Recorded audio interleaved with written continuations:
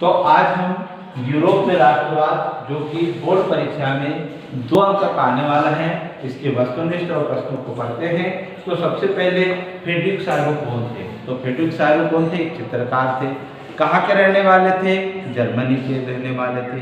इन्होंने कितने चित्रों की श्रृंखला बनाई थी? इन्होंने 4 चित्रों की श्रृंखला बनाई थी। दूसरा, नेपोलियन बोनापार्ट कौन से युद्ध में पराजित हुआ था? वो हुआ था वाटरलू के युद्ध में हुआ था। ठीक है, कब हुआ था? 1815 में हुआ था।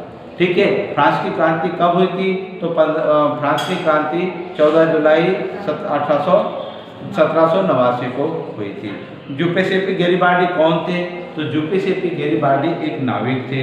ठीक है, रक्त और लौह की नीति किसने अपनाई थी? उसने अपनाई थी बिस्मार्क ने। ठीक है, वियना संधि में शामिल देश कौन नहीं था? वह अमेरिका नहीं था। ठीक है, बास्तिन का दुर्ग का पतन कब हुआ? तो फ्रांस द्वारा हुआ था। ईश्वर की मर्जी राज्य की इकाई है किसने कहा था? वो जुसेप्पे मैस्सेनी ने कहा था। ठीक है, जब फ्रांस जीतता है तो यूरोप में सर्दी होती है, ये किसने कहा था? ये मेटरनिक ने कहा था। ठीक है, जर्मनी का एकीकरण कब हुआ था? 1871 में हुआ था। ठीक है, फिर उसके बाद एक नारी रूपक कौन था? तो एक नारी रूपक मारियान था। ठीक है, फिर नेपोलियन संहिता कब लिखी थी? को नागरिक संहिता कहते हैं। ठीक, उसके बाद फ्रांस का विद्रोह कब हुआ था?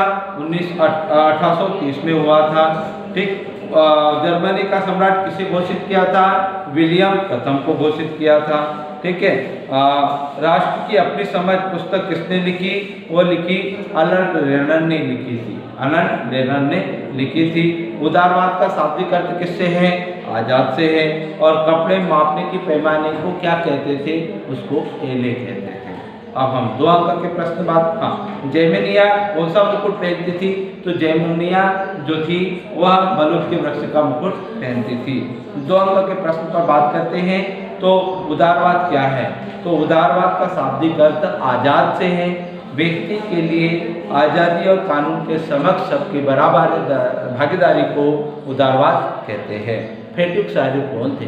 फ्रेडरिक साइरो जर्मनी के एक शासक थे, जर्मनी के निवासी थे, जिन्होंने 4 चित्रों की श्रृंखला बनाई थी। ठीक है, रूढ़िवाद क्या है? रूढ़िवाद परंपरा रीति रिवाजों को क्रमिक विकास को रूढ़िवाद कहते हैं। नारीवाद क्या है? कानून के समक्ष महिलाओं की समानता जागरूकता नारीवाद कहलाता है। तो आज हमने इस अध्याय से, ठीक है, यूरोप के राष्ट्रवाद से महत्वपूर्ण वस्तुनिष्ठ और 2 अंक के प्रश्नों को पढ़ा।